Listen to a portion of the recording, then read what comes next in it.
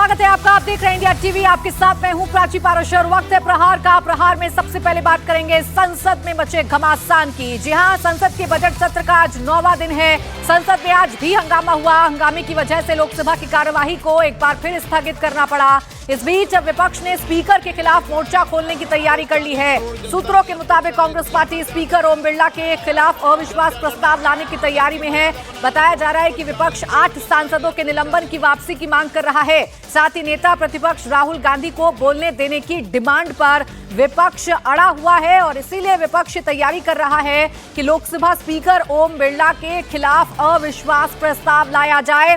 आपको याद दिला दें, इससे पहले राज्यसभा अध्यक्ष के खिलाफ भी अविश्वास प्रस्ताव लाने की तैयारी विपक्ष ने की थी और एक बार फिर से अब विपक्ष वही तैयारी कर रहा है।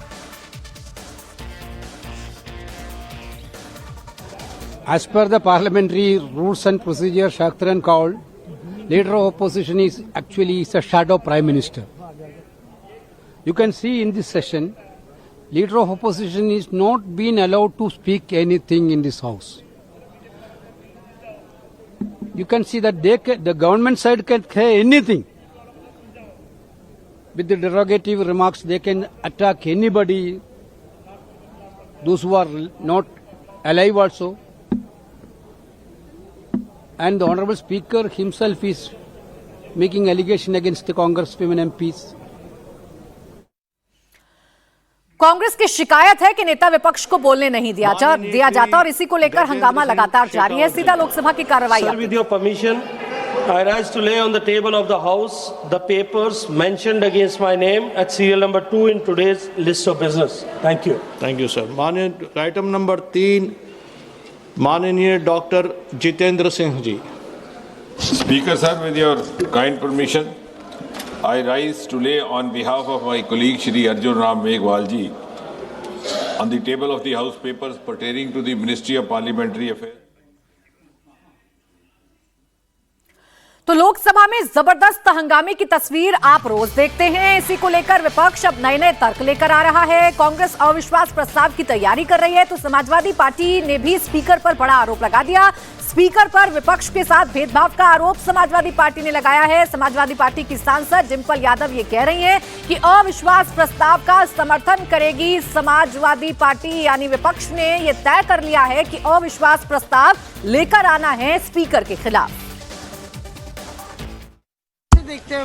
आई थिंक हम लगातार ये देखने को मिला है इस तरह से जब से भारतीय जनता पार्टी आई है, हल्का फुल्का स्पीकर्स लोग अलाइन करते हैं सत्ता पक्ष के साथ, लेकिन देखा गया है कि बार बार माइक ऑफ कर देना और जो सत्ता में लोग बैठे उनकी जो भाषा का प्रयोग करें तभी कभी माइक ऑफ नहीं होता है, कभी एक्सपेंज नहीं होती उनकी बातें, लेकिन विपक्षी दलों के नेताओं का स्पीकर ऑफ किया जाता है, सांसदों का स्पीकर ऑफ कराया जाता है। तो ये अगर नो कॉन्फिडेंस मोशन लाने का अगर है तो मुझे लगता है इंडिया ब्लॉक मिल के ही ये मोशन लाएगा। तो स्पीकर के खिलाफ कांग्रेस नो कॉन्फिडेंस मोशन लाने की तैयारी कर रही है, जिस पर बीजेपी की सहयोगी एलजेपी ने पलटवार किया। एलजेपी का कहना है कि कांग्रेस को यह फैसला और पतन की ओर ले जाएगा। नहीं, मुझे लगता है कि अभी भी अगर कांग्रेस नहीं संभलेगी तो कांग्रेस ये तमाम निर्णय कांग्रेस को खुद पतन पर ले जाने का एक बड़ा कारण बनेगी। इस बात को समझने की जरूरत है। ना आज के दिन में विपक्ष सदन को चलने दे रहा है और ना ही सरकार को देश हित में कोई महत्वपूर्ण निर्णय को लेने में सकारात्मक कोई सहयोग कर रहा है। और अब ये अविश्वास प्रस्ताव लेकर आना ये अपने आप में स्पष्ट करता है कि ये पूरी तरीके से सिर्फ राजनीति करना चाहते हैं। और ये अविश्वास किस विषय पर लेकर आ रहे हैं? ये अविश्वास इस विषय पर लेकर आ रहे हैं कि ओम बिरला जी ने जब इस बात को कहा, जिस तरीके से सदन में माननीय प्रधानमंत्री जी की चेयर तक विपक्ष की जो कांग्रेस की हमारी बहनें हैं, जो हमारे साथी हैं, वो वहां पर आकर जिस तरीके से उस पर चढ़कर और झंडा और बैनर और विरोध दर्ज कर रहे थे, भाषाई मर्यादाएं लांघ रहे थे, अगर उस वक्त प्रधानमंत्री जी वहां होते और किसी तरीके का दुर्व्यवहार देश के प्रधानमंत्री के साथ होता तो कहीं ना कहीं देश की गरिमा का सवाल था। तो नेता विपक्ष को बोलने नहीं दिया जाता, 8 सांसदों को निलंबित कर दिया गया। इसी बात को लेकर विपक्ष हमलावर है और अब अविश्वास प्रस्ताव लाने की तैयारी कर रहा है। विजय लक्ष्मी मेरी सहयोगी इस वक्त हमारे साथ जुड़ गई हैं। विजयलक्ष्मी, अगर नंबर्स के लिहाज से देखें तो विपक्ष के पास ऐसा कुछ नहीं है कि वो नो कॉन्फिडेंस मोशन से कुछ हासिल कर लें। हाँ, एक नैरेटिव बिल्ड जरूर किया जा सकता है, एक संदेश देने की कोशिश विपक्ष जरूर करेगा कि अगर आवाज दबाई जाएगी तो हम भी खामोश बैठने वाले नहीं हैं। बिल्कुल, देखिए, कांग्रेस के एक बड़े नेता से हमारी बात हुई। उन्होंने कहा हमारे पास what options are we left with, हमारे पास क्या ऑप्शंस बचता है, हमें बोलने नहीं दिया जाता है। लोकसभा में जब नेता विपक्ष खड़े होते हैं उनको उनकी बात रखने नहीं दी जाती, उनका माइक म्यूट किया जाता है। और इससे ज्यादा जो आक्रोशित है विपक्ष वो इस बात से है जो लोकसभा स्पीकर ने पिछले सप्ताह के लास्ट दिन में जो उन्होंने कहा कि विपक्ष के जो सांसद हैं वो बड़े आक्रामक तरीके से लोकसभा में ट्रेजरी बेंचेस की तरफ गए और उनको लगता था कि कुछ अप्रत्याशित जो है वो सदन में हो सकता है। इसलिए उन्होंने प्रधानमंत्री से आग्रह किया उस दिन के लिए कि वो सदन में ना आए जिस दिन प्रधानमंत्री को मोशन ऑफ थैंक्स पर जवाब देना था। विपक्ष इससे भी आक्रोशित है, जिस तरह का कमेंट जो है वो चेयर से या स्पीकर की तरफ से दिया गया। इसके अलावा उनका ये भी आरोप है कि उनको बोलने नहीं दिया जाता, जबकि सत्ता पक्ष के सांसद जो हैं अगर सेम रूल उन पर अप्लाई जो है वो नहीं किया जा सकता। जाहिर तौर पर निशिकांत दुबे ने जिस तरह से किताबों से कोट किया और राहुल गांधी को जिस तरह से किताब से कोट नहीं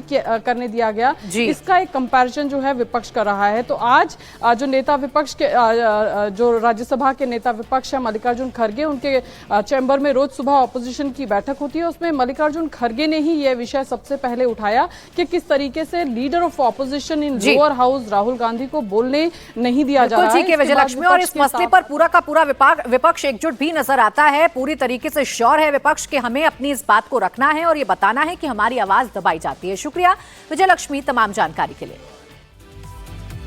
पहले बिहार चुनाव और फिर महाराष्ट्र निकाय चुनावों में एआईएमआईएम को मिली बम्पर सीट से ओवैसी ब्रदर्स का जोश हाई है। तभी तो जूनियर ओवैसी अब यूपी के मुख्यमंत्री योगी आदित्यनाथ को चैलेंज कर रहे हैं। एआईएमआईएम चीफ असदुद्दीन ओवैसी के छोटे भाई अकबरुद्दीन ने सीधे सीधे योगी को चैलेंज कर दिया है।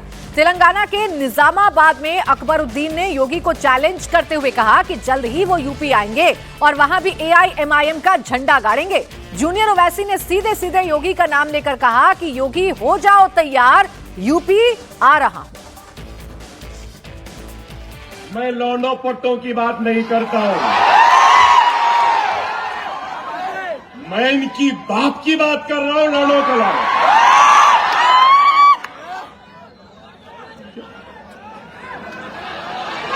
अरे हवा का झोंका है, आया है चले जाएगा, छोड़ो। ना लीपने का ना थोपने का, क्या है शुभ वक्त खराब। देखो वक्त खराब नहीं हुआ, अभी योगी बाकी था, अब आप लोग मिस्टर योगी तैयार हो जाओ, यूपी भी आ रहा हो। चलेंगे यूपी, चलेंगे, चलो अब इसके बाद में यूपी चलते हैं और यूपी में अपनी ताकत अपने झंडे को गाड़ते हैं। बिहार और महाराष्ट्र में मिली सफलता के बाद अकबरुद्दीन का ये कॉन्फिडेंस समझ में आता है, लेकिन यूपी में उनके जाने से मुश्किलें अगर किसी की बढ़ेंगी तो वो है समाजवादी पार्टी। अब बात असम की करते हैं, जहां सीएम हिमंता बिस्वा शर्मा के एक वीडियो पर सियासी बवाल मच गया है। कांग्रेस से लेकर टीएमसी तक वीडियो पर सवाल उठा रही है, तो वहीं ओवैसी तो हिमंता बिस्वा शर्मा के खिलाफ एफआईआर दर्ज कराने की बात कह रहे हैं। कांग्रेस का दावा है कि असम बीजेपी के एक्स हैंडल से एक वीडियो पोस्ट किया गया जिसमें असम के सीएम हिमंता बिस्वा शर्मा मुसलमानों को गोली मारते दिख रहे हैं। कांग्रेस ने इसे अल्पसंख्यकों की टारगेटेड पॉइंट ब्लैंक हत्या को बढ़ावा देने जैसा करार दिया। साथ ही कांग्रेस प्रवक्ता ने लिखा कि क्या अदालतें और अन्य संस्थाएं सो रही हैं। वहीं एआईएमआईएम चीफ असदुद्दीन ओवैसी ने भी वीडियो पर हिमंता को घेरा है। ओवैसी ने इस मामले में हिमंता के खिलाफ मुकदमा दर्ज कराने की बात कही। हालांकि विवाद बढ़ने के बाद असम बीजेपी ने इस वीडियो को डिलीट कर दिया है। दरअसल असम बीजेपी ने अपने सोशल मीडिया हैंडल एक्स पर पॉइंट ब्लैंक शॉट कैप्शन के साथ इस वीडियो को पोस्ट किया था, जिसमें मुख्यमंत्री हिमंता को दीवार पर टंगी तस्वीर पर निशाना साधते हुए दिखाया गया, जिन पर नो मर्सी लिखा था। तस्वीरों में जालीदार टोपी पहने शख्स को दिखाया गया, जिसमें से एक का चेहरा कांग्रेस सांसद गौरव गोगोई से मिलता जुलता था। वीडियो के अंत में मुख्यमंत्री को एक गनमैन की तरह स्टाइल में दिखाया गया और no mercy to Bangladeshis why did you go to Pakistan और फॉरेनर फ्री असम जैसी बातें लिखी थी। सोशल मीडिया पोस्ट सामने आते ही सोशल मीडिया पर तीखी प्रतिक्रिया शुरू हो गई, जिसके बाद वीडियो को डिलीट कर दिया गया। इसके खिलाफ ही ओवैसी केस करने की बात कह रहे हैं। आसाम का चीफ मिनिस्टर एक वीडियो बनाता है कि उसके हाथ में एक बंदूक है और वो गोली चलाता है और गोली जाकर एक शख्स है, दाढ़ी टोपी है, उसको लगती है। बताइए, एक चीफ मिनिस्टर आसाम का है बीजेपी का और वो इस तरह का वीडियो डालते हैं बीजेपी के सोशल मीडिया से। मजलिस इत्तेहादुल मुस्लिमीन उस वीडियो की सख्त मजम्मत करती है और मजलिस इत्तेहादुल मुस्लिमीन इंशाअल्लाह ताला उसके खिलाफ पुलिस में कंप्लेन भी देगी ताकि आसाम के चीफ मिनिस्टर के ऊपर केस बुक किया जाए। ये मुसलमानों के खिलाफ मजहबी नफरत फैलाने का काम कर रहे हैं। तो सिर्फ असदुद्दीन ओवैसी नहीं बल्कि कांग्रेस भी हिमंता बिस्वा शर्मा के वीडियो को लेकर आक्रामक है और कार्रवाई करने की मांग कर रही है। कांग्रेस ने वीडियो शेयर कर पीएम मोदी पर निशाना साधा और लिखा कि नरेंद्र मोदी ने अपने नेताओं को नफरत फैलाने की खुली छूट दे रखी है। असम के बीजेपी ऑफिशियल हैंडल से किया गया पोस्ट इसका सबूत है, जिसमें CM Himanta Biswa Sharma point blank पर अल्पसंख्यकों को निशाना बना रहे हैं। यह बेहद गंभीर और संवेदनशील मामला है। बीजेपी सत्ता के लिए समाज में जहर घोल रही है, लोगों को हिंसा के लिए भड़का रही है। उसकी इस शर्मनाक करतूत को नजरअंदाज नहीं किया जा सकता। इससे पहले भी मोदी के लाडले हिमंता ने मुसलमानों के खिलाफ खुलेआम बयान देकर उन्हें परेशान करने की बात कही थी। नफरत बीजेपी के डीएनए में है। ऐसी विचारधारा देश के लिए जहर है, जिसे परोसने वालों के खिलाफ कड़ी कार्रवाई होनी चाहिए। जिस समय मलेशिया में प्रधानमंत्री नरेंद्र मोदी जी इब्राहिम साहब को, वहां के राष्ट्राध्यक्ष को गले लगा रहे थे, उसी समय असम बीजेपी एक ऐसा वीडियो ट्वीट कर रही थी जो सीधे सीधे इस देश के संविधान के खिलाफ है, लोकतंत्र के खिलाफ है और सीधे सीधे नरसंहार के लिए उकसाता है। मुझे हैरत है कि भारतीय जनता पार्टी ने अब तक अपने इस दुलारे मुख्यमंत्री पे कोई कार्रवाई क्यों नहीं की। मुझे हैरत है कि माननीय उच्चतम न्यायालय ने ऐसे नाजीवादी मुख्यमंत्री के खिलाफ अब तक स्वतः संज्ञान क्यों नहीं लिया। कुल मिलाकर चुनाव से पहले यूपी से लेकर असम और बंगाल तक जमकर हिंदू मुसलमान वाली सियासत हो रही है। पश्चिम बंगाल में बन रही बाबरी मस्जिद का मुद्दा भी एक बार फिर छाया हुआ है। टीएमसी से निकाले गए विधायक हुमायूं कबीर की बाबरी मस्जिद को लेकर दिल्ली से बंगाल तक बवाल हो रहा है। बड़ी खबर यह है कि हिंदू संगठन के लोग मुर्शिदाबाद की तरफ बड़ा प्रोटेस्ट मार्च निकालने जा रहे हैं। मुर्शिदाबाद में बन रही बाबरी मस्जिद के खिलाफ विश्व हिंदू रक्षा परिषद मुर्शिदाबाद चलो यात्रा निकालने जा रही है। ये यात्रा दिल्ली के जंतर मंतर से शुरू होगी, जो कि यूपी से होते हुए बंगाल के मुर्शिदाबाद तक जाएगी। इससे पहले कल लखनऊ में बाबरी मस्जिद के खिलाफ पोस्टर लगाए गए थे, जिस पर लिखा गया था कि हुमायूं हम आएंगे, बाबरी फिर गिराएंगे। तो ये बाबरी मस्जिद का जो मसला है वो सियासत के केंद्र में है और अब हिंदू संगठन ये कह रहे हैं कि बाबरी मस्जिद को गिराने का वक्त आ गया है। बाबरी मस्जिद के खिलाफ लखनऊ में जो पोस्टर लगे थे उसकी तस्वीर आइए मैं आपको दिखाती हूं। इस पोस्टर पर लिखा है, हुमायूं हम आएंगे, बाबरी फिर से गिराएंगे, बटोगे तो कटोगे। इन पोस्टर्स में यह भी लिखा है कि हिंदुओं की विरोधी सरकार में इस बार मुर्शिदाबाद में आर पार होगा।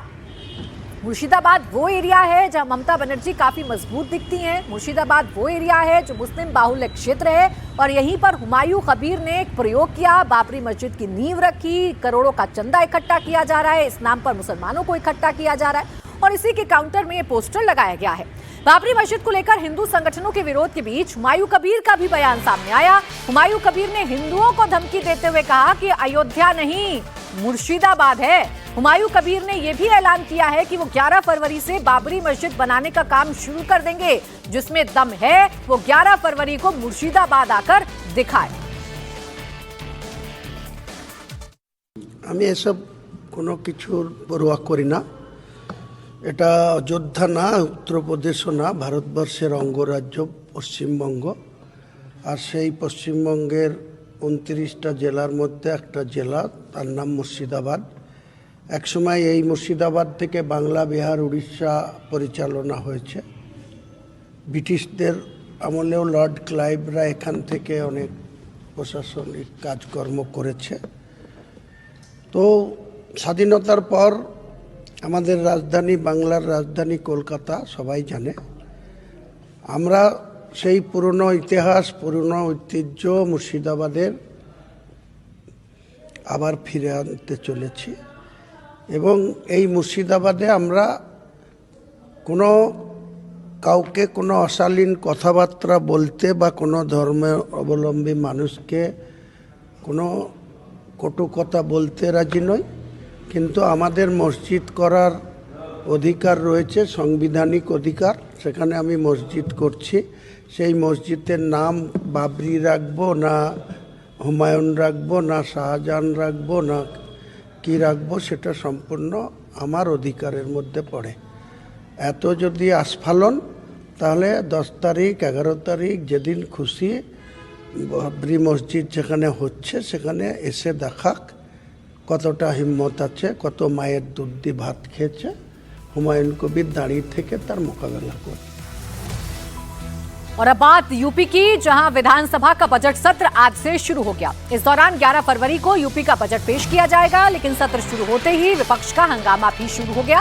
थोड़ी देर पहले राज्यपाल के अभिभाषण के दौरान सपा विधायकों ने जमकर बवाल किया। योगी सरकार के खिलाफ जबरदस्त नारेबाजी हुई। कल अखिलेश यादव ने अपने विधायकों से विधानसभा में फॉर्म 7, महंगाई, कानून व्यवस्था के मुद्दे उठाने को कहा था और आज उसका असर नजर भी आया। समाजवादी पार्टी के विधायक बैनर पोस्टर लेकर विधानसभा पहुंचे। उन्होंने योगी सरकार के खिलाफ नारेबाजी की। समाजवादी पार्टी SIR के दौरान धांधली का आरोप लगाते हुए इस पर काफी एग्रेसिव है। वहीं सीएम योगी आदित्यनाथ ने विपक्ष से अपील की और कहा कि सरकार हर मुद्दे पर चर्चा करने के लिए तैयार है, हर मुद्दे पर जवाब देने के लिए तैयार है, लेकिन विपक्ष को शोरगुल और हंगामे वाली जो अपनी नेचर है वो छोड़ना होगा। रचनात्मक तरीके से चर्चा करनी है।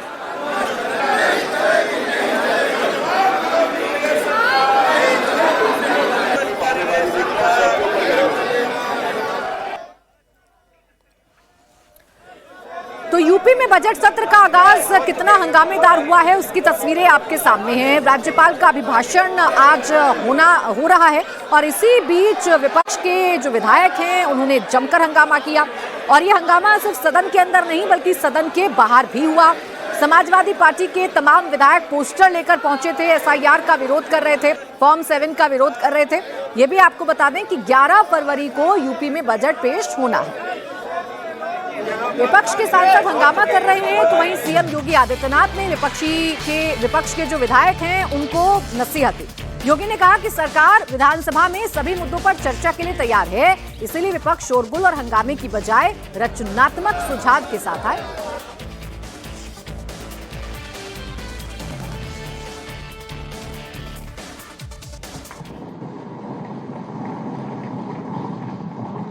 आपके जिले में भी कुछ लोग कब्जा करना चाहते हैं, तो लोग बहुत चिल्लाते हैं। आपने अभी गांधी स्मारक से जुड़े हुए किसी एक मेरठ के स्थल का नाम बताया है।